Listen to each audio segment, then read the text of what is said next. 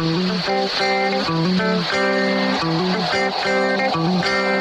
in a good place now. You are listening to Perspectives with Ashley Burgess. Welcome back live to Perspectives, and I'm your host, Ashley Burgess. Are you in danger? Are you in danger of having a midlife crisis? You know, on tonight's show, I'm identifying the 6 factors that can spark a midlife crisis. You know, afterwards, I'll be offering you the tools to overcome these gateway issues and how to successfully plow ahead in your life and bypass the midlife crisis altogether. You know, I think it's interesting about the midlife crisis. I think this is something that we all get scared about because I think a lot of us wonder, when is it going to happen to us? When is the time coming around where we are going to be in a crisis? And I think we all understand the visible signs. We've all seen the visible signs. Our friends having those fast cars. The Corvette comes to mind, the red Corvette. I don't know why, it just always has for me when we talk about midlife crisis. You know, what about the fast women? You know, your buddies get divorced and they end up, you know, getting with some fast woman and it gets crazy. You know, the next time you see them, you know, their ties around their head, their shirt's untucked, and they're telling you about how great the woman is on their 15th beer. You know, what about drinking, just getting out of control, going out partying all the time? Or remember back in the day when Morgan Freeman and everybody got their earrings? Remember that? The big male earring, you know, kind of midlife crisis earring scenario. I mean, you can name several actors that fall into that category, the earring scenario. They got them all. And that was, I believe, in a midlife crisis. That was during that situation. You know, what about the divorce and dating the 20-year-old? I think these are all symbols of having a midlife crisis. But I really want to talk more, get past the symbols, get past the cliches, really, of what a midlife crisis is. I want to get past that. And I want to move into the real factors. The factors that actually spark the buying of the Corvette, the divorcing, finding the fast 20-year-old girl. I want to get past the symbols, and I want to merge right into the factors. Because I believe these factors are what prompts us all to get into this midlife crisis. And I'm not always just stressing the 20-year-old girl, okay? Come on. I was just, you know, making a point here. But you have friends that you've looked around and you realize, like, doggone it, they're going through a midlife crisis.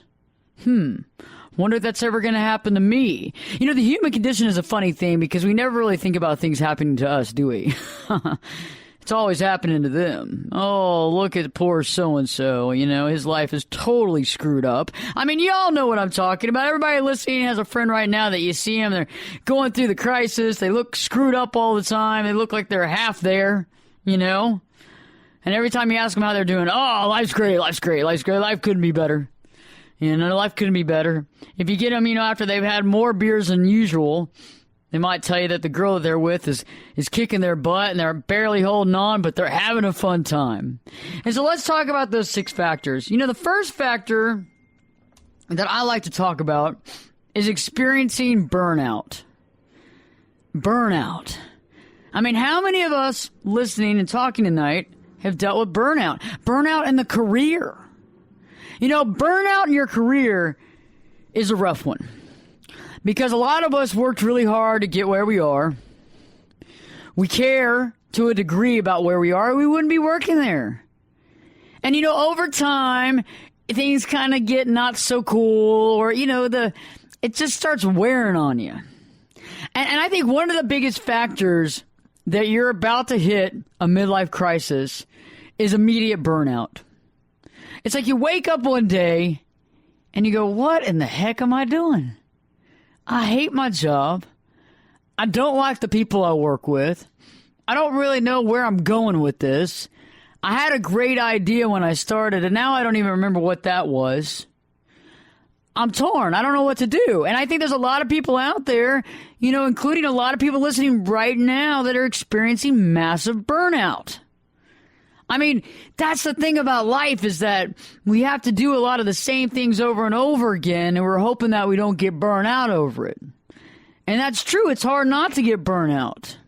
You know, and also we sometimes experience marriage burnout, family burnout. We've had enough. We've had it up to here. Tired of this stuff. Tired of this crap. I mean, when is anything going to get interesting? What's going to happen next? Is this all there is? Is this all there is until the day I die? Holy crap, what am I going to do now? And, I understand. I have people all the time that come into my office. My clients come in and they go, I just don't know what to do. I thought that, starting this business or doing that or doing this was the way I wanted to go. And I'm just totally burnt out. I've had enough. I'm stressed up to here. Things don't seem to be getting better. They seem to be getting worse. On top of that, every time I get home, I'm not happy I'm home. The kids are irritating the last nerve in my back. And I just don't know really what's going on. And I feel like I'm living my life for everybody but myself. I feel like this is it. This is all. There's all there is. I'm just a nursemaid and I'm just a babysitter and I'm a coddler and I'm a workaholic. And that's all I got. And that's it. And that's all I get. And thank you for playing. And I know that a lot of people listening right now, you feel burnt out. You had enough. You need some change. It's like the same thing over and over and over again. I mean, Einstein's idea of insanity, doing the same thing over and over again and expecting different results. You're like, why don't I quit all this right now? If I quit all this right now, maybe I can make a change. Maybe my life might get better if I can just make a big, rapid, quick change right now. It's like those guys at the football games, the man and the woman duo, where they have like this, it's kind of like a separator, almost like if you're in a trying room, when you're trying clothes on at a store, and they can change real quick into different outfits, right? I see them a lot at professional sports events, during halftime, and it's called the quick change group, and they do a quick change. And I think that some of us feel that if we just go into that trying room, that dressing room, and we put on a new outfit and we come out, things might be different. Life might be different. Maybe I try something new. I think that that's something that we all think about is because we wonder if this is all there is to offer. Is this all there is? Really? And I think we experience burnout in work and career, and we wonder where things are going. Is this going to be the best of the best? Is this it? Is this all there is to offer? Is this the best my life's going to be? What am I doing? I think there was a song out there, This Isn't My Beautiful Wife, This Isn't My Beautiful Life, something like that. It was a pretty funny song. Happy days go by. Okay, so you know what I'm getting to? It's the concept of, am I happy? I mean, this is my one life to live. And I'm looking around at everybody else trying to figure out what's going on and what I need to be doing. I like to listen to people, especially at the lunch table or at dinner when people are talking about their life. And you always know when people start comparing themselves to other people. Because you can tell. Because there's a different look on their face. Like it goes from being inquisitive to interesting to just plain mad. Kidding. You see a perplexed look. You might see a very internal thinking, pondering, deep thought look. You could just see anger and resentment. And you always see, there's always one couple that talks about, we've been vacationing on the south of France and so-and-so's a CEO. And then we have that house in Paris, we like to go to. And then, another couple's over there going, man, I live out here. I live outside the city. I've lived out here in a community because my kids had to go to school. I'm in the suburbs. I'm working my butt off. I thought my company would be doing a little better by now. Instead, it's really not. And I don't feel like anything's changed in the last 10 years. And then you got this couple over here talking about how they, climb Mount Kilimanjaro. How great life is and how much Cristal they drink on the weekend. What am I doing? I mean, my wife's gained all this weight, or flip-flop, my husband's gained all this weight. The only thing we do is sit at home and watch TV. Is this the best it's ever going to get? I mean, Dancing with the Stars is almost going off. We're in the finale, for this season. We might have to go back to the DVR and watch them again and act like we don't know who got eliminated. Think about it. I mean, there's a lot of people out there moving and shaking, and a lot of us, though, have a lot of work to do, and so we are working, and we are in our situation, and some of it we like, but some of it we go, oh my gosh, is this the best there's ever going to be? Is this what I have to look forward to? I mean, am I going to look back and go, my God, I just ruined the best years of my life? And I think when we're dealing with being on the borderline of being in a midlife crisis, we have this rapid burnout because we just don't even know if we're happy. And we wonder what to do about it because we have more questions than answers. We have more questions. Am I doing it right? Am I living right? Am I doing this right? Or am I not? When we're going to be talking more about those 6 factors that indicate that you're on the verge of having a midlife crisis, as well as later on, I'm going to be talking about how to deal with this, the tools that you can use to overcome and to bypass the crises at hand. Stay tuned because Perspectives with your host, me, Ashley Burgess, will be back in 2 shakes.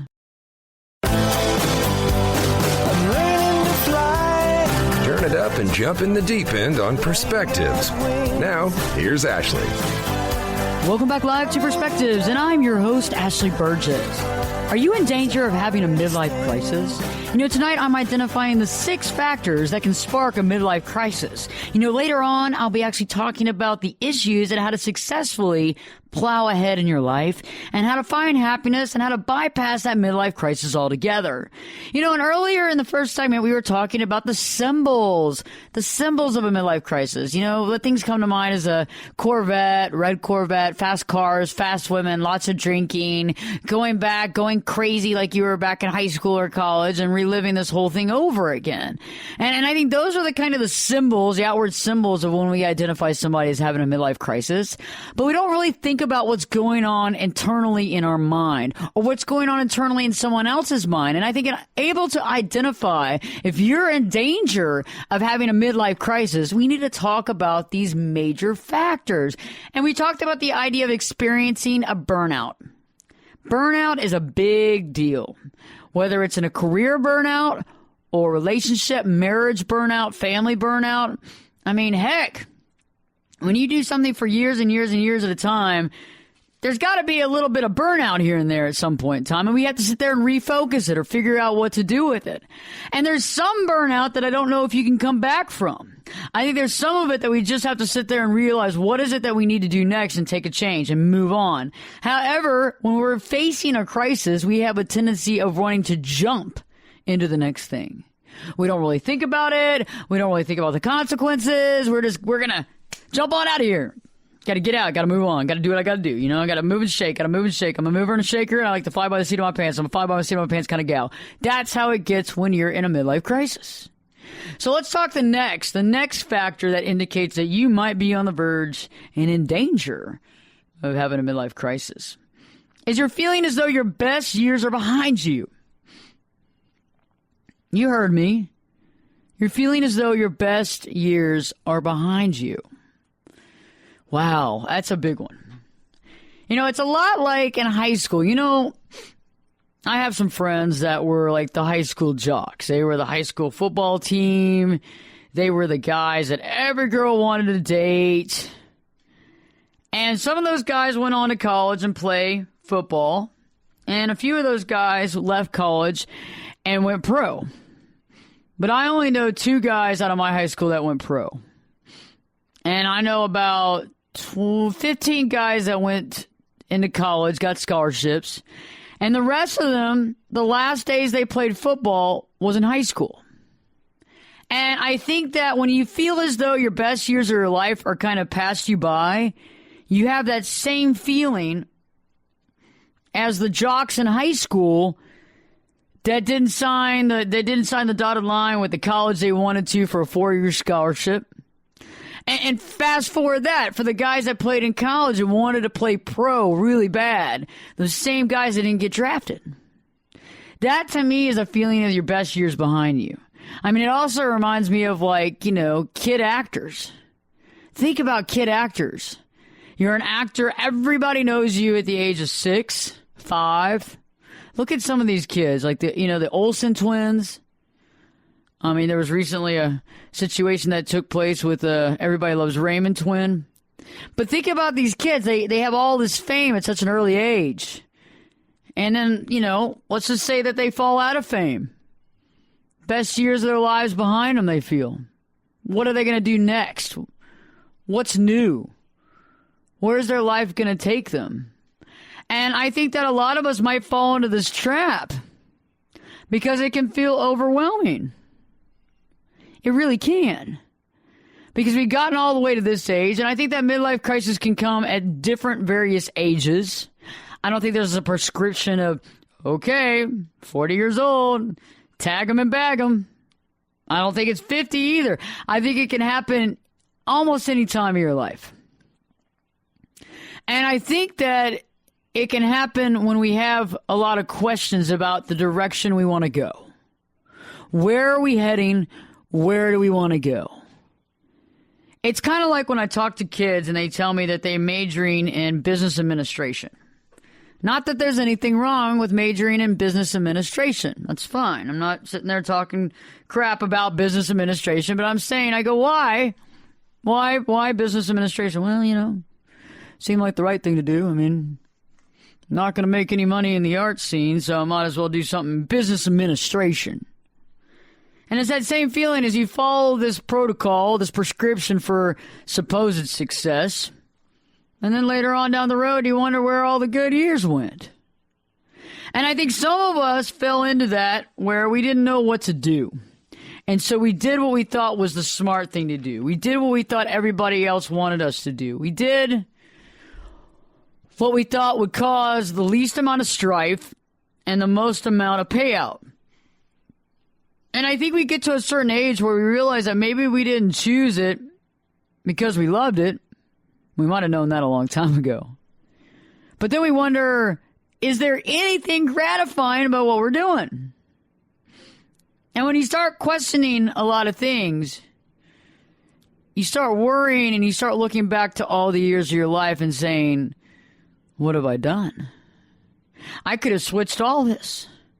I could have gone back to college, gotten another degree, and been working in the industry I wanted to work in, all of that by now. And I haven't done any of it. I'm behind the eight ball. I don't know what to do. Oh, my God.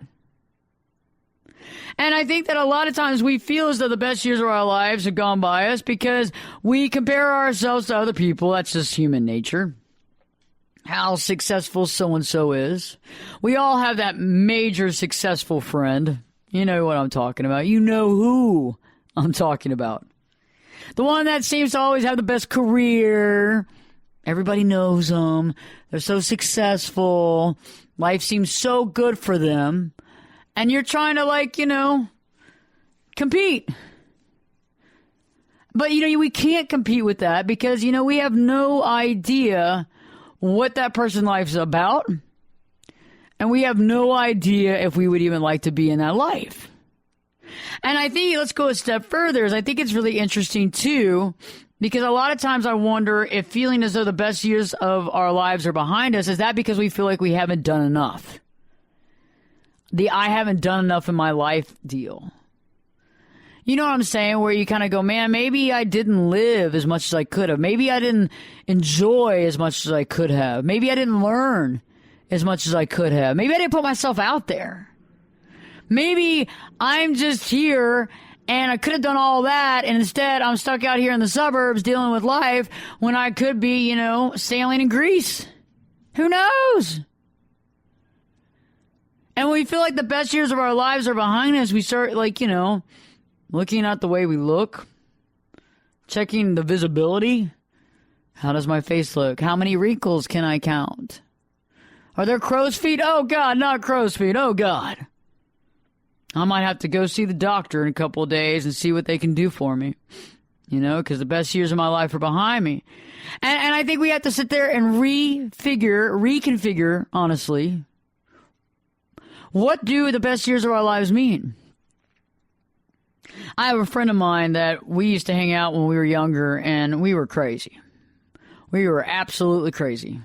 And, I know that most people can connect with that because you have a friend or two that y'all just went off the chain all the time. We don't have to talk about it now, but you can just remember. You remember the times.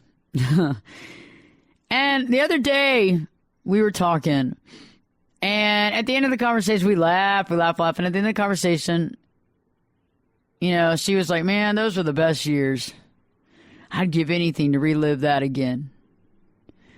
And I was like, what? What do you mean? And she goes, those were the best years of my life, Ashley. That was a blast, man. Hung out every night, drank, got crazy, hung out with all our friends, and everything was always a party, and it was always fun. And I go, man, I guess I don't remember it like that. And I didn't want to burst her bubble, so I was like, you know what? Those were good times. Those were good times. But I got off the phone and I was like, man, I wouldn't want to repeat those years. Those weren't the best years of my life. Oh, God, they were far from the best years of my life. They were the most screwed up years of my life. But then I started thinking, what are the best years of my life? And you know what? There are no best years, I don't feel.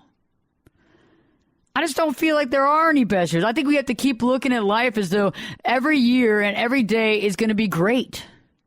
And there's going to be some ups and downs, some ebbs and flows. That's just the way life is. It's the way life is. But it's okay. Not everything is going to be peaches and cream. Not everything is going to be rainbows and unicorns and jazz hands. Sometimes it's going to just stink.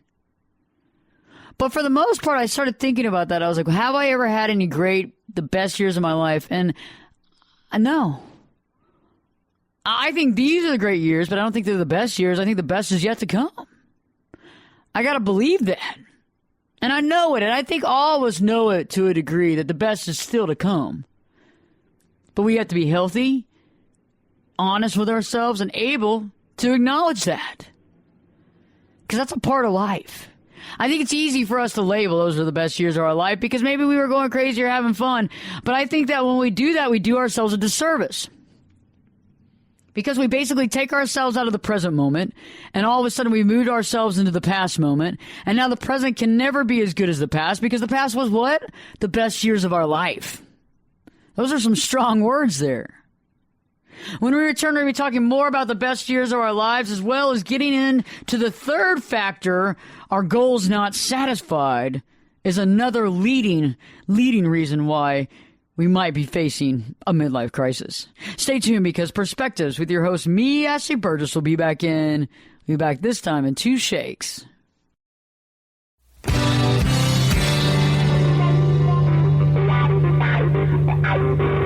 This is Jake Busey, and you're listening to Perspectives with Ashley Burgess. Welcome back live to Perspectives, and I'm your host, Ashley Burgess. Tonight we're talking about midlife crisis. Are you in danger of having a midlife crisis? And right before the break, I was talking about we can feel as though the best years of our life are behind us. And I know some friends of mine that feel that way. I have some friends, I gave you the example earlier about playing football in high school or college and not making pro. Also about those years where we had a great time. We were partying it up, going out every night. And I told you about how my friend literally told me those are the best years of my life. And I can't say that about my life. Because I think that when we start labeling the best years of our lives, we start, downgrading our current situation. And I think that every day can be the best years of our lives. Every day, every year can be good. But I think that when we label things, we kind of change it up. Because we worry if anything's going to get better. Are we going to be stuck? Are we never going to be happy again? And so now let's talk about the next factor, the third factor that can identify if you're about to have a midlife crisis. You feel as though your goals have not been satisfied. Your goals have not been satisfied. Your life goals haven't been achieved. And you feel that life is passing you by. You wanted to do X, Y, Z by this time, at this age, and you're nowhere near it. And you go, well, what am I going to do now? I wanted to be CEO of Colgate-Palmolive, whatever. Just come up with something. And I'm in management, and there's 45, 50 people above me. Close, but no cigar. Some people out there had to work to get their degree to do what they had to do, or bypass getting a degree because they needed to take care of the family. And so now they get to a certain age, kids are grown. And what do we do now? Now you're sitting there looking at your life going, well, you know what? I could have been a really good XYZ. But I got to go back to school for that. And I'm already 45. What am I going to do now? And I think that a lot of times we might put too much emphasis on things like degrees and that sort of thing. I think that sometimes we have to look at it and determine, what can we do with what we have right now? What can we create with what we already have right now and move forward with what we have? Because I think that we as humans have a tendency of needing to collect things to be good at things. So when I was younger, I was a professional photographer. And I remember when I was moving out of the photography, you know, as far as the modeling agencies that I was working for, and moving into more of family portraits and, you know, weddings and stuff like this. And this was a long time ago. I was doing this throughout school. And I remember thinking I needed all this equipment. I needed to have the best of lights. I needed to have the best of tripods. I mean, I didn't use all that stuff in the industry, in the freaking professional industry, but I thought that in order to make myself do well in this, I needed to get all the equipment. And you know what? The equipment didn't mean anything. It's about the technique. It's about the ability. It's more about the wherewithal and the belief in yourself. And I think a lot of times in life, when we get older, we believe that we have to have all this outside stuff to identify ourselves with, to give us value. We also buy into the system because the system wants you to always feel like you're at a deficit, wants you to always feel like you're not good enough. Because if you feel like you're good enough, then you're not racing. When you're not racing, then you're enjoying life. If you're enjoying life and you're happy, then you're not taking a bunch of pills. If you're not taking a bunch of pills, you're not giving all this money to the pharmaceutical companies. If you're not giving all the money to the pharmaceutical companies, then what are you doing? Because if you've watched CNN lately for even 5 minutes, you know that the ad space is taken by every single new drug on the market. If you've got diabetes, you better be watching CNN. If you've got low blood pressure or high blood pressure or herpes or you got low testosterone, you better be watching CNN because CNN's going to tell you what drugs you need to take. Okay? And I think that when you become happy, though, and you can become self-assured with yourself, you're able to sit there and go, well, you know what? I don't need anything to define me. I define me. I make me. I'm me. And, you know, I think, though, when we're about to hit a midlife crisis, we don't feel that way at all. We feel lesser than. We feel like we don't even know who we are. Because a lot of times, a lot of us that are going through this process right now, let's be honest, you raised a family. You were a kid that ended up having kids, and you raised a family. And you had to get a job, and you did what you did, and you got a house, and you did everything you could, and you did all the stuff, and you got the picket fence, and you got the car, and you got this, you got that. And eventually you sit back, and the kids have moved out.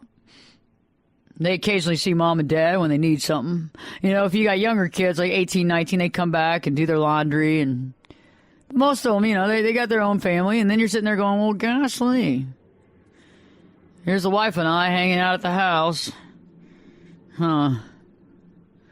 Yep. Now I got all that time to do what I always wanted to do, but,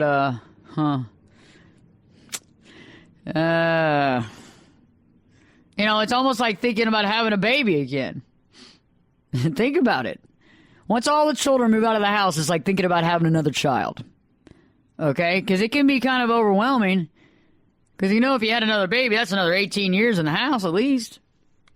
That's if you raise them right. Or if they okay. And you know what I'm saying. No judgment call here. Just a point. And I think that, you know, starting a new life within a life can feel like having a baby. And I think that most men can understand what I'm talking about, too, because it's not just women that have the baby. It's the men that have to deal with it, too. And it's like a new birth, a creation of your life. And I think that when you're looking toward answers and wondering what to do and what your legacy is going to be, you start worrying and wondering, do you have a legacy? What is it for me? What can I talk about? What matters to me? And I think that's where, you know, we kind of want to look at eventually is to decide what really truly matters in your life. What are the things that maybe you haven't been dealing with because you've been dealing with everybody else's issues for so long or concerns? What do you need to deal with? Because in life, we all have goals that need to be satisfied. We do. We're all here for a reason. And I think that the midlife crisis comes up when we feel like we actually haven't lived here and done what we needed for the reason why we're here. And we don't really know what the reason is, and so we go looking for the reason. And that's something that I'm really good at dealing with. That's something I'm really good about helping clients find is their purpose. Because purpose is a big deal. No matter what people tell you, purpose is a big deal. Our life, everybody has a certain specific purpose. And if we find that purpose and we understand how to attain said purpose, right? And that's a lot of weight off our shoulders. Because the purpose of raising the kids and doing that was part of the purpose. But there's something else there. There's something else there because there had to be something that the soul of the human that had to take place that is from A to B, that has to be attained, that has to be understood, that needs to be taken care of to have complete happiness and freedom.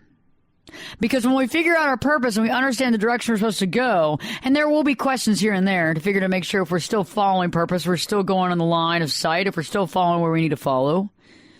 But once we figure out that purpose, a lot of the puzzle pieces come together and our life makes more sense. So in return, we'll be talking more about goals that aren't satisfied as well as feeling like we're behind the 8 ball. So stay tuned because Perspectives with your host, me, Ashley Burgess, will be back in 2 shakes. You could be my luck. Get in here. You're listening to Perspectives with Ashley Burgess. We'll be safe and sound. Welcome back live to Perspectives, and I'm your host, Ashley Burgess. You know, tonight we've been talking about the danger of midlife crisis. Are you in danger of having one? You know, I've been identifying the 6 factors that can spark a midlife crisis because I think these are important. Besides symbols, besides actions, I think that we need to be able to identify the factors that begin right before the crisis takes place. And right before the break, we were talking about goals not being satisfied.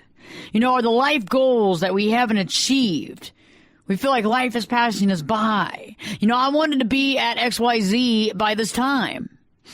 You know, I mean, we've all been there where we go, man, I would have thought I would have been more successful by now. I would have thought I would have been able to make more money by now. And then we start defining ourselves against our friends. And we all have those few friends that, we love them to death, but they're definitely not shy.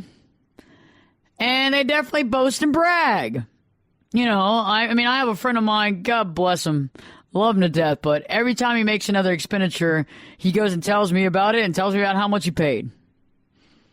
And for someone that has been working really hard and hasn't been seeing that kind of financial payout, you have to check yourself.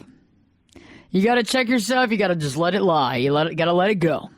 You know what I mean? Just got to let it go because you have to check yourself and you have to realize, okay, this is okay. I can make this. I can do this. I might have thought I wanted to be here. I might have thought that I could have been there by now. But you know what? I got to keep on going where I'm going. I got to keep realizing where I am, feel where I am, move on to where I am, and go from where I need to go, and continue to look at it from that direction. But it's hard sometimes because we want to be there, not here, there. We would have thought we would have been there by now.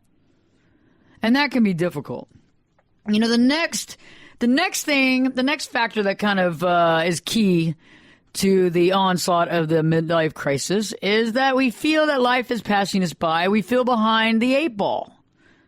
Honestly, not a game of pool here. We're feeling behind the 8 ball. We feel like we're missing out. We feel like the best cards have already been, the cards have gone out. Our hand is not very good. The cards have been dealt and we're done. We've been dealt out of life. It can feel that way. It can feel like we are missing out. We're behind the 8 ball.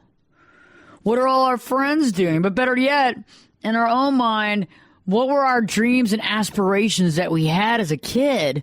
And have any of those come to pass? Have any of them? And some of us just go, well, that's life. C'est la vie, c'est la vie. Did the best I can, doing the best I can, doing the best with what I have. But man, I really thought there could have been more. I really believe there was more to this than what I thought. I thought that I could do this. And I still think that you can. I think it depends on the way we look at it, and I think it depends on what we do. I mean, if we feel like we're behind the 8 ball, then we're definitely behind the 8 ball. We can't do anything. We're stuck. It's like when you're playing pool and somebody, they hit the cue and they hit the ball just the right way, and all of a sudden your ball is right behind the 8 ball, and it's stuck between like a corner pocket. You're like, what am I going to do here? You hit the cue ball to the middle, and you just wait, and you wait for something to happen. And sometimes we can feel that way where it just seems like, the wind is always at our face. It's never at our back. And I think we have to sit there and look at how do we perceive our life? What are we perceiving? But better yet, what are we missing out on? Because I think it's easy to sit there and say, well, I'm missing out. But what are you missing out on? We need clarity. We need distinct clarity and understanding to understand exactly what we're missing. Because if we're just saying we're missing stuff, but we don't know what we're missing, we're always going to feel lesser than. We're always going to feel like we're being dealt out of life's hand. I think one of the big ways that we always feel like we're behind the 8 ball or that life's passing us by is that we begin to daydream about the good old days. We begin to daydream about the good old days and catching ourselves kind of cruising backwards. And I've been there before, where you start daydreaming about the good old days, about what used to be, about the parties, about this, about that, about all this kind of stuff. And the next thing you know, you're no longer daydreaming about it. You're making it into full action. And I've had clients that have walked into my office and said, yeah, I think I have a problem. Well, explain.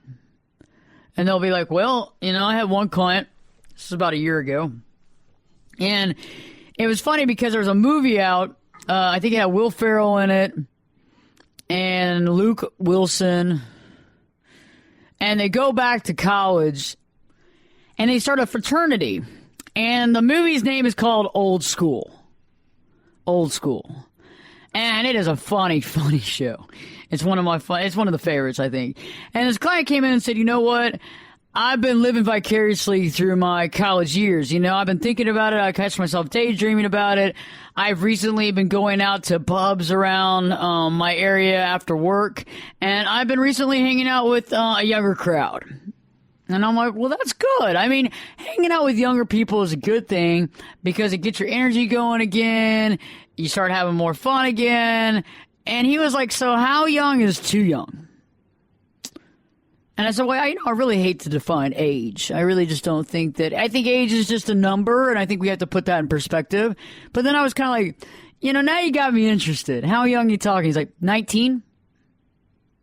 I was like, and you're about 50, 53? Yep. 1920.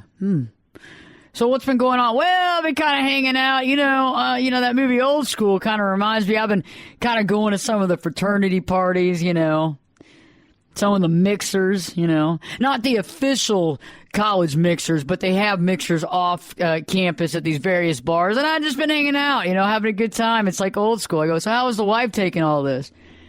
She's not really that happy with me. The last couple of times I've gotten home pretty late, about 4 or 5 a.m. in the morning. Kind of got pretty sick on alcohol one night. Hadn't drank that much in a while. Kind of puked all over the bathroom, that kind of thing. I felt bad about it. Got it all cleaned up and all. But, first time in about 20 years, I overdrank. I mixed tequila and beer together. Man, that was crazy. Didn't think I was going to be able to think the next day. And I'm thinking at first I thought it was kind of funny because, you know what? I think everybody's allowed to have a little bit of fun. Okay? I think everybody's allowed to have a little bit of fun. It just depends on what you do with it. And I told him, I said, I think it's okay, but I don't think this should be a lifestyle change. I mean, you are in your 50s, which is fine. It's not that old at all. I mean, like 50's the new 35, right? Maybe it's the new 30. Oprah probably says it's the new 25, and I'm going to go with what Oprah says on this one. So, if it's the new 25, that's fine. But I think we have to put it in perspective. I mean, how much is too much? And I think we can daydream and we can go backwards and we can either have a little fun and kind of leave it there and realize that we still have it, or we can make it a lifestyle change. And when we make it a lifestyle change, we can ruin our current life. And it's funny because I was having dinner the other night with a friend of mine I hadn't seen in years, and he's a really cool actor and really neat. And we were talking about the difference between boredom and praying for boredom.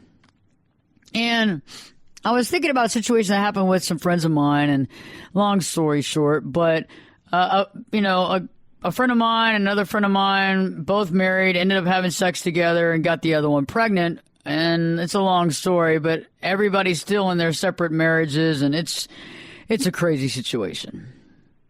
However, the one thing that I do know is that both of the people that were involved in the situation, I'm sure that when all this came to light, they were praying that they could go back to that bored lifestyle they had. If they could just go back to being bored, oh God, what they would do, they would go around saving kids, feeding the hungry, helping the elderly, taking the elderly to the dialysis machines at the hospital. They'll go all over the planet talking about Jesus Christ, okay? Seriously. You beg for that boredom to come back. Your whole life's topsy-turvy now. You've ruined everything. You pooped in your own backyard. And then you hope and pray that you can just go back to that bored state where you and your wife were watching Dancing with the Stars and none of this had happened. There wasn't any divorce talk and people running out of the house and somebody throwing all your stuff on the front lawn. Seriously. And we get into these issues when we're about to have a midlife crisis and going through the midlife crisis because we want change so bad we don't care what we screw up. But the problem is that we get this change, but that's not really what we want either. And so then we get more questions. Well, Laura makes me feel alive, 24 years old and I'm 51 and we were made for each other. Well, is it that Laura makes you feel alive, or is it just that you're actually going out and doing something? I mean, you've been so complacent for 15 years because you're married. Your wife's not the only one that's boring. You're boring. And sometimes instead of fixing what we already have, we want to go out and grab something new. And that something new normally isn't the fix. It's normally not the answer. And guess what? Now you got more questions, because why did I pick Laura? Maybe I need to go see a therapist because maybe there's something in the back of my mind of the reason why I picked Laura. Oh, my God, it's just like my mother. And I think we go through these processes when we're about to hit the midlife crisis because it's like we look back for the good old days. We look back to the time when I don't think we had a lot of responsibilities. I think that's a lot of it because responsibilities is a big thing. When we're responsible, we have to be responsible. We have to do the right thing. We have to step up to the plate. We got to take care of the kids, take care of the family, do all that kind of stuff. And it can become a lot sometimes. Sometimes we can feel like we don't even have a life. I think that's where the burnout comes in too, is we got to recognize when the burnout is beginning. We got to recognize it. We got to be honest, because honesty is the best policy. We got to be honest about, is this real burnout? Is this how I truly feel? What am I burned out about? Am I bored?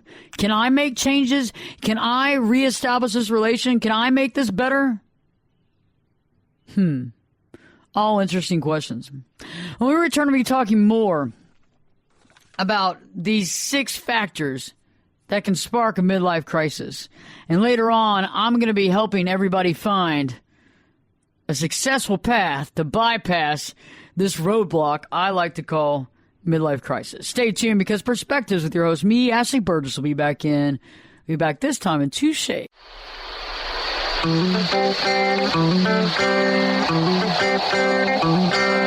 in a good place now. You are listening to Perspectives with Ashley Burgess. Welcome back live to Perspectives, and I'm your host, Ashley Burgess. Are you in danger? Are you in danger of having a midlife crisis? On tonight's show, we've been identifying the 6 factors that can spark a midlife crisis. Later on in the show, I'm going to give you the tools to overcome the gateway issues and how to really successfully plow ahead in your own life, bypassing the midlife crisis altogether. I talked about earlier about the visible aspects, the visible signs, you might say, that a midlife crisis is in progress. I mean, the first thing is I think about the red Corvette. I think of the fast men, the fast women. I think of the drinking. I think of, the Morgan Freeman get the earring at the certain specific time. I mean, how many actors went through a midlife crisis and got the earring? Not so much anymore, but, that was a crisis. That was a crisis mode. Divorcing, dating younger women, dating younger men. Those are the things that we see as the crisis is continuing. However, what are the factors that really lead to having a midlife crisis? Because I believe that more important than the symbols are the factors, because these factors can help us to determine if we're going to have a midlife crisis. The first factor was experiencing burnout. Experiencing burnout. That's a big deal. When we have burnout in our private or professional life, we begin to question everything in our life. What's working? What's not working? Has any of this ever really worked? What's going on here? Is this really my life? Is this really my house? Is this my husband? Is this my wife? Is this my job? Is this all that's come down to it? Is this all I can say? What about also feeling as though the best years of our life are behind us? Like I was talking, it's a lot like the high school. It's like being in high school and playing football and not getting picked up in college and not getting picked up professionally. And a lot of people that love football, those are the best years of their life. Unless they join a league or something, or, if they're a cop or whatever, they join the football, tag football or what have you. But other than that, those are the best years of their life. And I think that's interesting because it's hard to ever get past the best years. When we define best years, we really take ourselves out of the equation. All of a sudden, what's happening now has no value. And I know I've been there before where you wonder, is this going to be the best years of my life? And maybe this was the best year of my life. Maybe it's never going to get any better than this. Maybe I carelessly took it all for granted. I'm going to weep in my own soup tomorrow because that was the best years of my life. It was the best years. Oh, my God. Oh, mascara all down my cheeks. You know what I'm saying? Best years of my life, phooey. Phooey. We're getting past this best year thing. We're going to figure this out. The third factor, remember the third factor? I don't know if you remember it or not. Goals are not satisfied. The goals have not been satisfied. Think about it. Life's goals haven't been achieved. Again, we feel that life's passing us by. We wanted to be at XYZ quadrant by this time.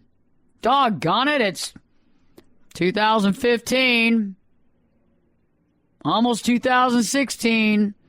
I thought I was going to be here, but instead I'm over here.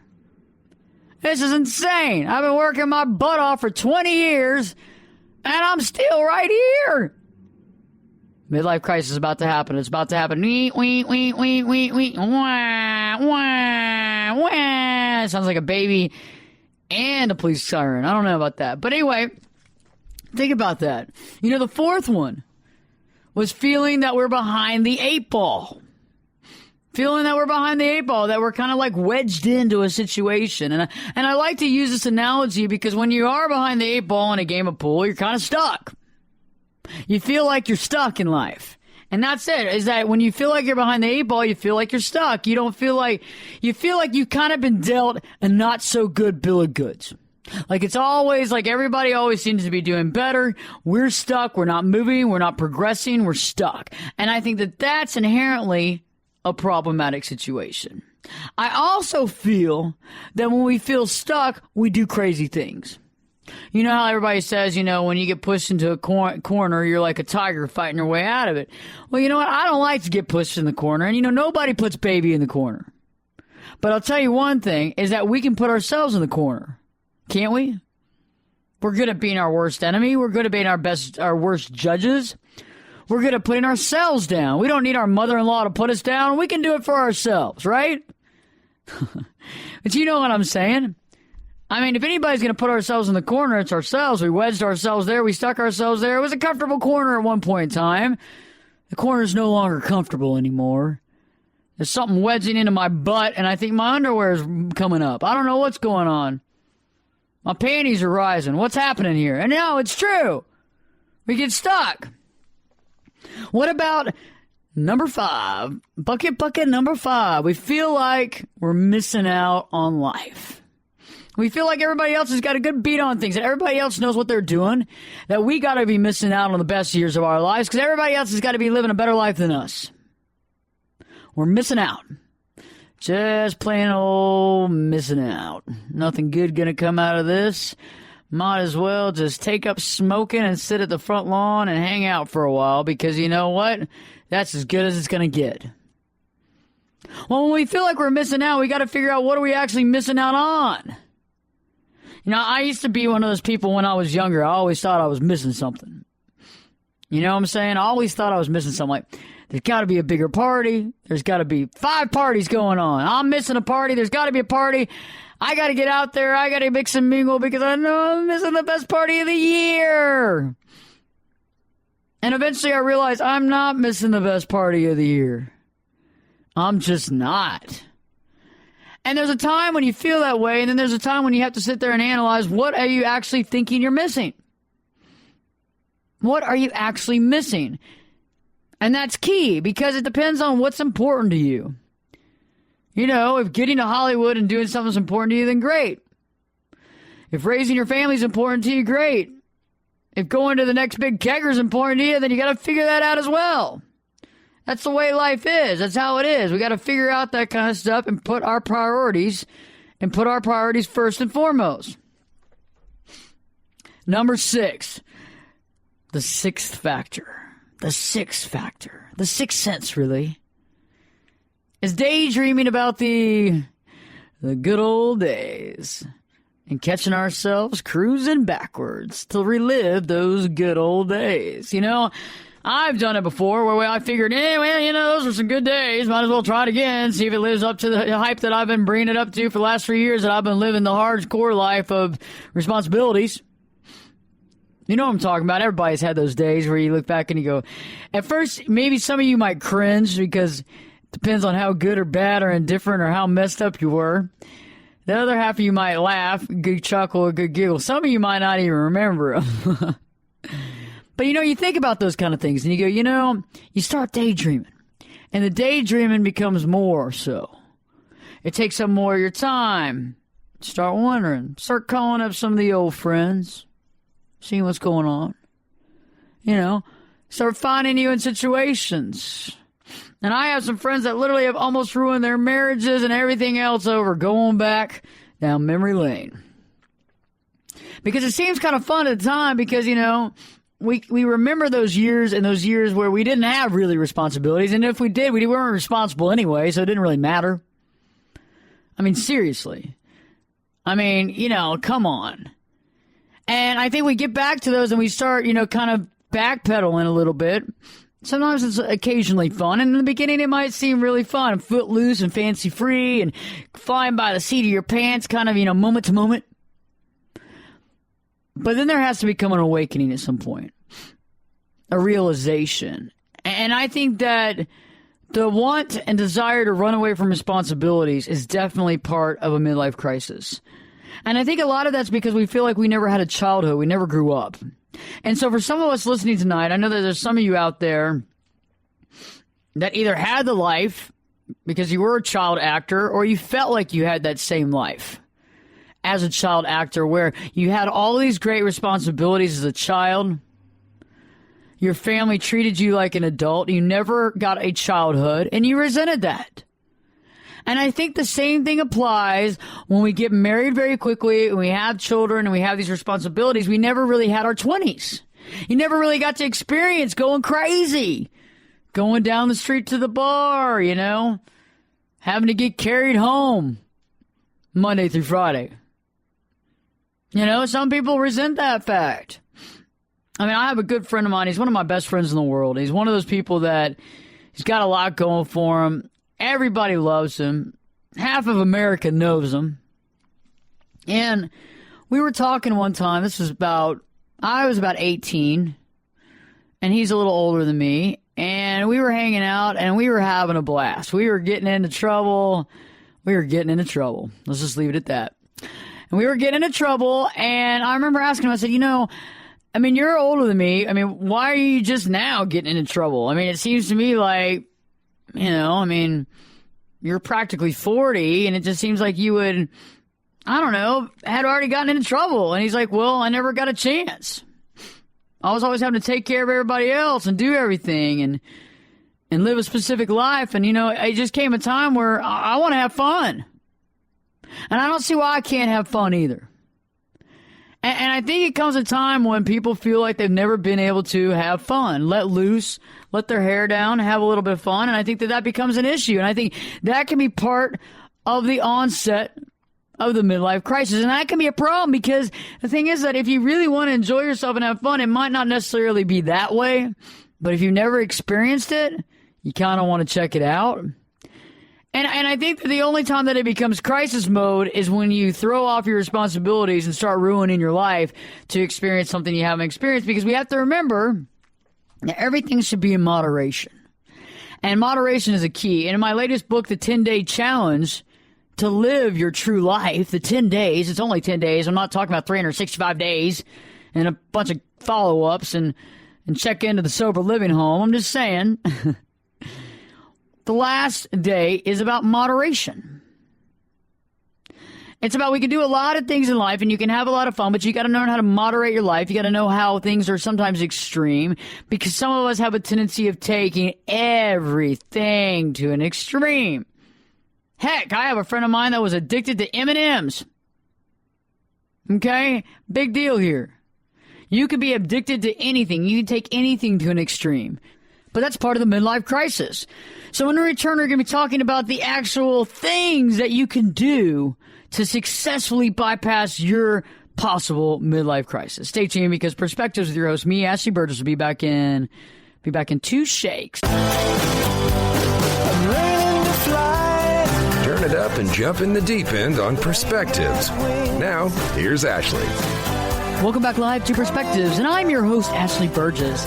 You know, tonight on Perspectives, we've been talking about the dangers of having the midlife crisis. Are you in danger? Are you in danger of having a midlife crisis? You know, I've identified the 6 factors that can spark a midlife crisis, and now it's time. It's time to understand the factors, but to get some tools to overcome, to plow down these issues, and to actually bypass a midlife crisis altogether. And you know, I think one of the first tools, one of the first concepts that we can use to start bypassing a midlife crisis is to stop defining what our best years of our life is. Overall, stop defining. You know, a lot of times we get ourselves into trouble because we define something a certain way. Okay? You know, I have a funny story for you. My dad's a salesman. He does medical sales. And he's a great person. We love each other. And one day he was at an event and they were doing something and there's a large crowds and this man and this woman walk in and he starts talking to him, you know. And the next thing you know, my dad goes, "How long are you along? How far are you along?" And she said, "Excuse me?" He goes, "How far are you along? When are you going to give birth? How far are you along in the pregnancy?" And she looked at my dad, and the man looked at my dad and said, "Goodbye." And she goes, "I'm not pregnant, you jerk." Why is it that we always got to define something, okay? In this situation, she was not pregnant. It might have looked like it, but it doesn't need definition. So let's think about this. Why is it that we have to define what our best years are? Because I think we have to sit back and realize that when we define things like this, we're actually judging our life. We're actually judging our life. It's like we've become what? Siskel and Ebert? Remember Siskel and Ebert? They were the guys that rated the films, right? You know, either 2 thumbs up, 1 thumb down, or 2 thumbs down. And when we judge our life and define things as being the best years of our life, it's like constantly having Siskel and Ebert around with the 2 thumbs down. "Oh, this is a crappy film. Oh, your life? Crappy. Worst film ever. Juju Fruit won't even make that better." Seriously, and that's what we're doing when we're constantly defining the years of our life. So begin now by not ever using the phrase, "the best years of my life." Right? You don't need it anymore. Throw it out. It ain't working for you. If anything, it's ruining your life because you're constantly wanting to get back to those best years. But were they really the best years? I mean, come on. Let's be honest. I mean, look at them. I mean, do we need to pull pictures and videotape to prove the fact? Because maybe we do. Because I know that our minds can play tricks on us sometimes. I know our minds might tell us that, yes, indeed, this was the best time of my life, and, oh, I'd give anything to be back there. Yeah, that's just milk and honey right there. That's just, oh, my God, that's just best years of my life. Okay, well, you know what? They weren't. And quit defining it. And so now we have to look at life and realize that if we don't define it and we stop making judgment calls, that our whole life can be really great. What's to say that we have to have a best few days? Why can't we have a best life? My best life. I mean, my true life. You know, live your true life. I mean, that was my first book, Live Your True Life. Live it. Why can't you have the best life? Why can't you have that life that all the days of life are great? That life is always good. And I'm not saying that you're not going to have hard times. And I'm not saying that there's not going to be ups and downs and ebbs and flows. And I'm definitely not going to say that some days are going to be crappy. They're not going to be fun. They're not going to be good. You're going to be unhappy. You're going to wish you didn't get out of bed. But for the most part, that's a minority of days. That's a small amount of days. The majority, when we stop the judgment and realize that every day of our life is great, it all changes. It's like we take the filter off the camera, the drudgy kind of damp, kind of dark filter, and we rev it up and sparkle it. I mean, I'm about to do a video to explain kind of my process of what I do and what I do as a therapist and a life coach. And I figured that honestly, a lot of times when we're not living our true life, it's like we're looking through like soiled, dirty glasses. And I mean this in a way where it affects all your senses. And it's funny, you know, like when you're looking through a pair of glasses and you have a bunch of finger smudges and what have you. Maybe they've fallen on the ground too many times. You know, you hit it on the concrete. They got like little divots and wedges in them. You know what I'm talking about. And you have all this kind of going. You're trying to look through those glasses, and it's hard. It can kind of give you a headache a little bit, make you not feel so good. Constantly cleaning them, but realizing it's not doing you any good. And that's a lot of times when we're judging our lives and saying that our best years of our lives are behind us, that's like looking through those glasses. We might as well just turn our head around, look backwards, and walk backwards. Because that's the only place we're going to be going. Because when we're constantly thinking that there's better in the past, we don't live in the present. We live in the past. I mean, that's worse than daydreaming and living in the future. It's about the same. It's got the same amount of reality to it. None. None. Isn't that weird? Remember when we were kids? Remember when we were young kids and we were always dreaming about something like what we were going to create or what we were going to do, you know? And it's like you stop the daydreaming and you're realizing that daydreaming's fun and all, but you can daydream yourself into 80 years old like that. Be in the now. And when we're in the now and we stop judging ourselves, we become in the now because judgment takes us out of living. The judgment, our personal judgment on ourselves, takes us out of living because when we judge ourselves, what happens, right? Okay, I'll let you know. When we judge ourselves and we judge our life, we judge ourselves and we look at our life and we place judgment. And when we place that judgment, we move out of living and onto a sideline. It's like we become Siskel and Ebert. It's like we become a referee at your kid's softball game, okay? And instead of being at your kid's softball game, you're watching your life. And so you go up to bat, and as you go up to bat, you go, oh, God, I'm never going to hit this ball. Ball is euphemism for whatever you're dealing with in life.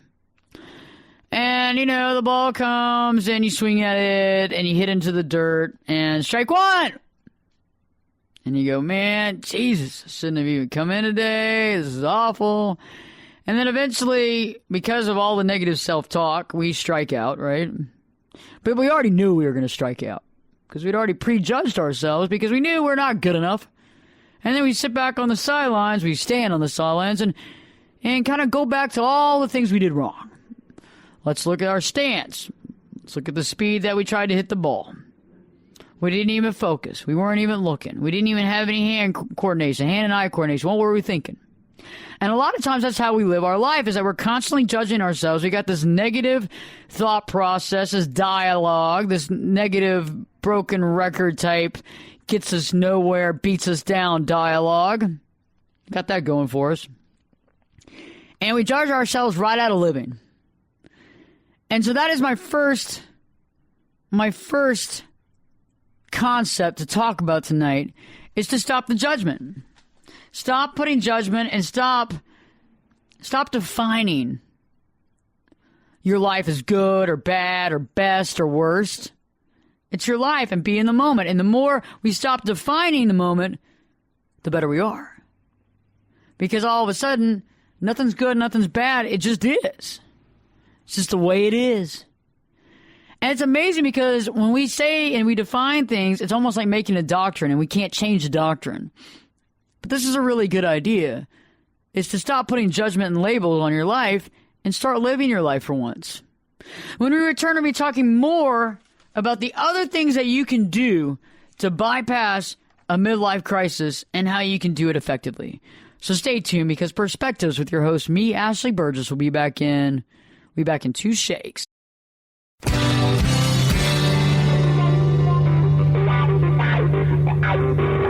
This is Jake Busey, and you're listening to Perspectives with Ashley Burgess.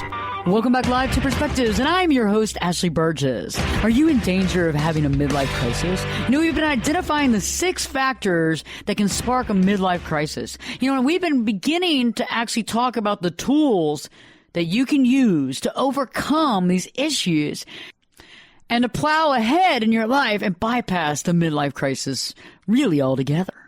Right before the break, we were discussing the first concept, the first thing you can do to get past falling in the trap of having a midlife crisis. And that was to stop defining the best years of your life. Get rid of that phrase, oh, these are the best years of my life. Get rid of it now. There are no best years. Seriously, because when we define our life like that, we judge our life. And we don't even live our life anymore because we're too busy judging ourselves. Well, those are the best years of our life. So right now, this is crap. This is it. It's just all downhill from here. I might as well just go on and die. But I'm serious. It's like literally having Siskel and Ebert around with 2 thumbs down all the time telling you about how bad your life is. Stop judgment, stop defining. This is a miracle worker. Because all of a sudden there are no best years. There's nothing to try to work back toward. There's nothing to really daydream about. And you realize that every day of your life can be a great day. It's a great day you're here. It depends on how you define it. The second thing that you can do that can really help you bypass and plow ahead away from the midlife crisis is to find your purpose. I know, that's a big deal right there. That's a big one. That's a doozy. Whew. That's a big one. Is to find your purpose. You have to know what your purpose is in order to pursue it. What is your purpose? We all have a purpose. A personal purpose, I think. I think that we all have purposes that come together, we get married for, we work for, we raise children for. Those can be our common purposes. Those common purposes that we have when we share them with our spouse or our family, our friends, co-workers, common purpose. But I think that there's generally a purpose, something that only we can do, that needs to be told, needs to unfold, needs to come to light, needs to come to the surface. And I think when it comes to the surface and we're able to identify it, it changes our life forever. All of a sudden, our life has what? Has purpose. There's a lot to be said for that. And in my practice, I work with people and their purposes. That's one of the best things that I do.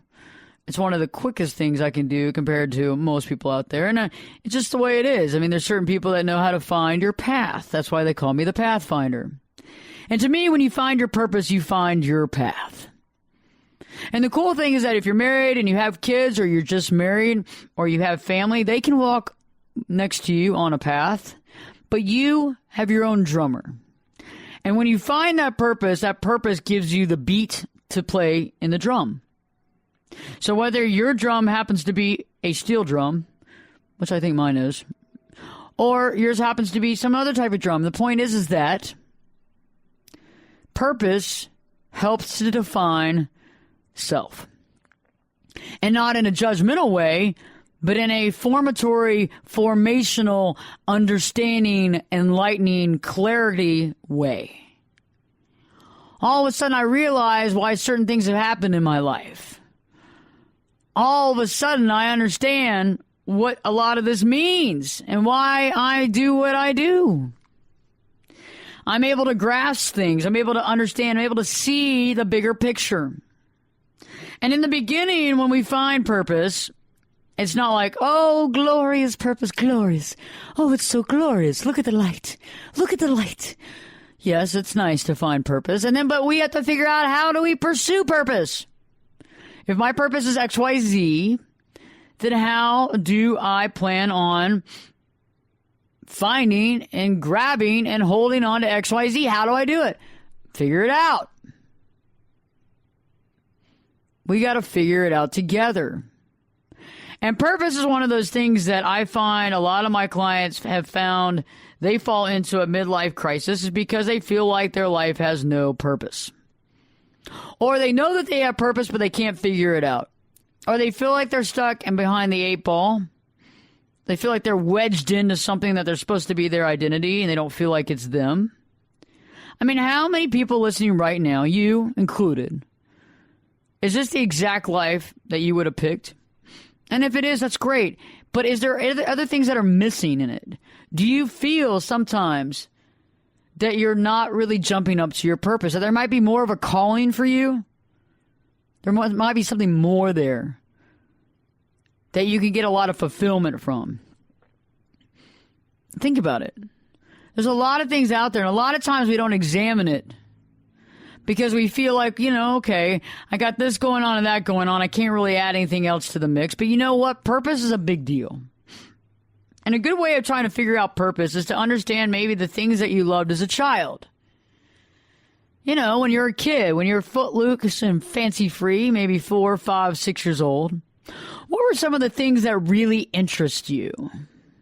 Think about it. Ponder it a second. What are some of the things that really interest you as a child that would get you very happy and energetic, just like starry-eyed, or very passionate about? What are those things? What are they? And think back to that, because a lot of times we kind of snuff out those things because we don't really feel like they might help us in our adult life. And so I ask y'all who are listening right now to maybe get out a piece of paper, a notebook, and write down those things that you can remember, because it might not come to you right now, but you might want to put this notebook by your bed because it might come to you in your sleep. What were the things that you loved to do as a child? What were those things that stand out? I mean, I know that I loved to talk as a kid. Seriously, I always helped people as a kid. When I was a kid, even when I was 5 and 6, I was giving advice because people were asking for it. I know I was 6 years old, but they were still asking. And they were substantially older than me. Apparently, they thought I had some sort of gift. And I guess I knew I had it. So I decided I wanted to help people. I'm good at it. That was something I did as a kid. I also loved photography as a kid, and I was a professional photographer for a while when I was going through school. I do that as a hobby now. There's some things that we love that are hobbies, and some things that we love that can make us more well-rounded, and some things that will actually add to our enjoyment of life. And other things are the true purpose. They're it. They're the end-all, be-all to life's existence. There's a reason. There's a reason for the seasons. There's a reason for life. There's a reason to be here. And I think there's more than just one reason to be here, but I think that there's a good purpose that you have that you can honestly execute, that others will be in awe over, and that you subsequently will find even more meaning in life. Less questions, more answers. That's what Ashley Burgess is about.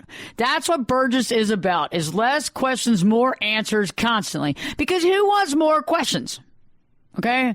There's enough questions out there. I don't really want to ask you any more questions. I'm just going to help supply you with the answers.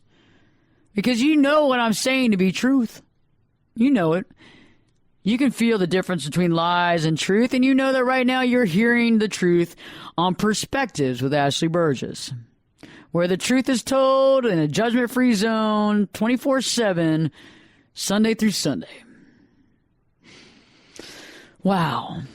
And that's what my purpose is to allow people to hear the truth, to supply it, to honestly give it out authentically, and to help people find their purpose and to find their true path so that there'll be more happy people in this world. And I won't be the only one drinking the Kool-Aid, the fun Kool-Aid, the happy Kool-Aid, the life is a good thing. I'm not going to judge myself. And on top of that, guess what? I'm learning a lot. I'm living a lot. And this is a good time for me. And it is when we allow it to be. And let's not BS and say that, oh, Ashley's always everything's always great. She's always so happy. Oh, look at her with the rainbows and the unicorns. No, there's some times where I get down too. But I got to pick myself back up again, and I got to, realize that I'm down. I got to be able to understand why. Sometimes it's because, maybe I thought I was going to be in XYZ at this point in time. Maybe I thought I was going to be there. Maybe I feel sometimes a little bit like I'm wedged in behind the 8 ball. Maybe I feel like I could have been here or there by that point in time. Maybe I feel like not all my goals are satisfied. Okay? We all feel that way. It's a normal feeling. It's just what we do about it. What we do about it is what changes our life. We're in this together, whether we like it or not. We are.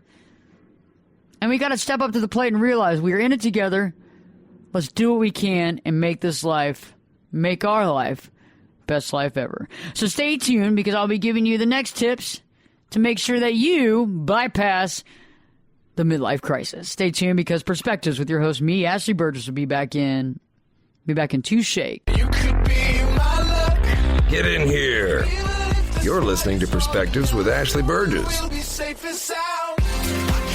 Welcome back live to Perspectives, and I'm your host, Ashley Burgess. Tonight we've been talking about the danger of having a midlife crisis. Are you in danger of having a midlife crisis? We've been identifying the 6 factors that can spark a midlife crisis. And then we've been also talking about the tools that we can use to overcome these gateway issues and to successfully plow ahead in our life, bypassing the midlife crisis altogether.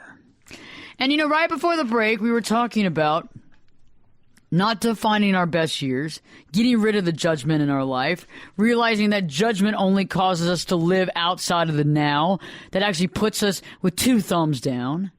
Finding your purpose, number 2. When we find our purpose, it allows us to better our life. It allows us to put things into perspective. It allows us to have more answers, less questions. Because it seems like the more questions we have, the rougher it becomes. Nobody wants a lot of questions in their life. Nobody wants to sit there and think over and over again about, did I do this right? Did I do that right? Is this the right way? Is this the right thing? And purpose really helps us figure that out because we all have joint purposes with other people, to live together, to help, responsibility of children, marriage, family, work, careers, things like that. But we also have a soulful purpose that each of us have on our own. And once we can figure what that is, we can actually strive to actually attain it.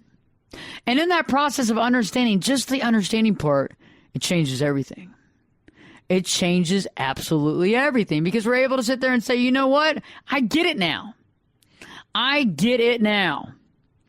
And I want you to go back and write that notebook or get that piece of paper out and put it by your bed tonight or whenever you're listening to this show, because I think that eventually you're going to remember the things that you loved as a child. And some of those could be really great hobbies and some of those can just add to life's enjoyment. But maybe one of those connects directly to your purpose. I mean, mine that connected directly to my purpose was my ability to write, to help the human spirit, to guide people. And I was giving therapy. At 6 years old, I was giving therapy to adults. That's kind of a clear-cut vision. And I know that some of you might go, well, that's easy for you to say. But, I went way far away from my purpose for a while when I was going through school because I just didn't think it could be that easy. I didn't think that that was the direction. I thought that it would be harder. And now I realize that life's not as hard as we make it. And I sure made life pretty hard for myself at one time or another. And I think some of us all learned the hard way when it came to certain things. Okay, the ones that didn't learn the hard way, well, kudos for you. Yes, I said that in a certain sarcastic way. Kidding. But no, I did some of the things the hard way, and I did it because I didn't really believe in my purpose. I didn't think that was my purpose. I kind of didn't believe in purpose in general. I was like, well, what gives me purpose? I mean, I'm just another human in this whole deal. And what does that mean I have purpose? Everybody has purpose, and everybody has the next level to get to. And the cool thing is that purpose opens another door. Purpose opens another doors, windows, avenues, gives us options, but it also gives us answers. And I think a lot of times when we hit a midlife crisis, we're looking for answers and we're looking to live. We just want to live our lives and not get told what to do anymore. Well, when we find purpose, we realize what we're living for, even more so than what we're already living for. And when we're able to understand how to take our purpose and formulate it and put it in with other people in our lives and carry it out, that's magnificence. That's it. It's not going and buying a fast car, and you can have a fast car if that's what you like. But I'm just saying that a lot of times in midlife crisis, we ruin our lives to a certain degree to find ourselves when ourselves are already there right now, looking at yourself in the mirror. You didn't have to go looking for it. It's right there. You just kind of have to sit down and listen a little bit.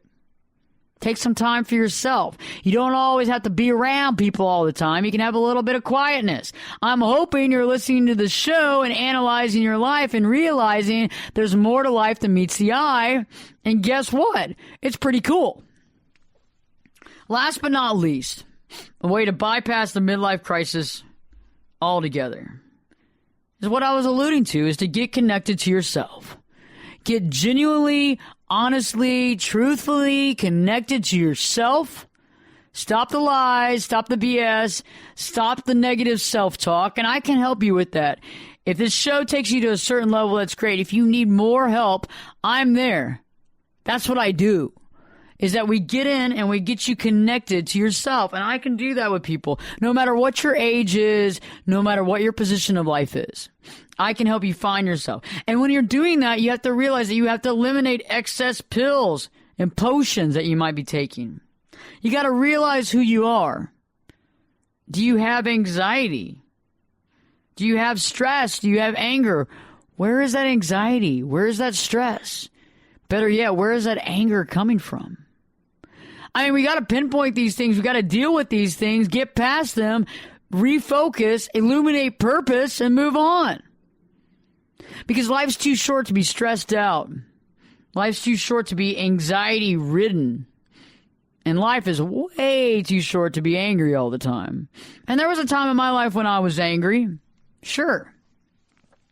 I couldn't be in this studio and tell you and give you the information, the authentic information that I know, without actually going through it. That's a big difference. It's something you're not going to hear everywhere. It's because most people will tell you what you should do. Well, you know what, John? You need to do this. But they've never even been through it. They don't have an idea if that works or not. Well, I know what works because I've done it. I've done it a few times. Yeah, it took me more than once for it to stick. I told you I learned the hard way. You heard me. So in order to learn the hard way, and most of you do learn the hard way because we're all kind of similar in this situation. A few of you don't. Okay, we heard you. You don't. That's fine.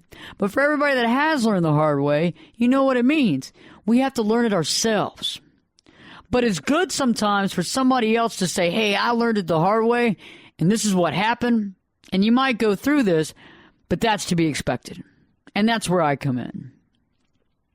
And we have to get connected to ourselves on a soulful connection, because then and only then can we really see what's important in our lives. We have to get past the excess alcohol, excess drugs and pills. We have to be able to identify why we feel anxiety-ridden, stress, or anger.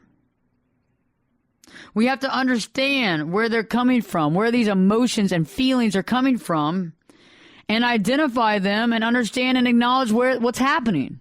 And only then can we really understand ourselves. Because we as humans are funny. It's like we want to know a lot, but we only want to know just enough that it only takes a few minutes to get there. But you know what? You're really doing yourself a disservice if you're not getting to know yourself. Because you're your greatest advocate or you're your greatest freaking beater down. You can be your best advocate if you realize your purpose and you begin to embrace the things that set you apart. I mean, one of the things that has set me apart my entire life, I'm sure if you really think about it, you can guess it. It's not very hard. I mean, let's just take consideration what we're doing here is, we're on a radio and you're hearing me talk. And so ding, ding, ding, ding. Oh, yeah, Ashley's voice. Yeah, my voice is different. It's different from almost every single person out there. It's like the Morgan Freeman of female voices. Okay? I could play, the female god in the God film, something like that. Just kidding. Well, maybe not. But think about it. I went through that my whole life, wanting to have that really high-pitched cheerleader voice all the other girls had. And it wasn't until I was able to actually embrace this that it's actually come to help me out. We all have those things in life that once we embrace it, it becomes our greatest strength. But until we embrace it, it's our biggest detriment. It's our biggest downfall because we hate on it. We don't like it. We put it down. We try to cover it up. We try to change it. We try to not be authentic. We try to be untruthful. And with that in mind, find your purpose. Begin to look for your purpose. Begin to connect with yourself. Take away the things that are hiding you from your real self. Take those away and begin to piecemeal it together. There's more to you. If you're feeling like you're having a midlife crisis, you're actually ignoring a lot of things that are being said and done within your body right now. You're ignoring yourself. And you're looking for fun and craziness outside of yourself when you need to look right inside. Last but not least, quit defining things. Your life is amazing. See it as amazing. Let go of the best of days. Let go of judging. Those are the best years of my life. Take that out of your vocabulary and realize that this is the best life. Stay tuned because Perspectives with your host, me, Ashley Burgess, will be back this time in 3 shakes.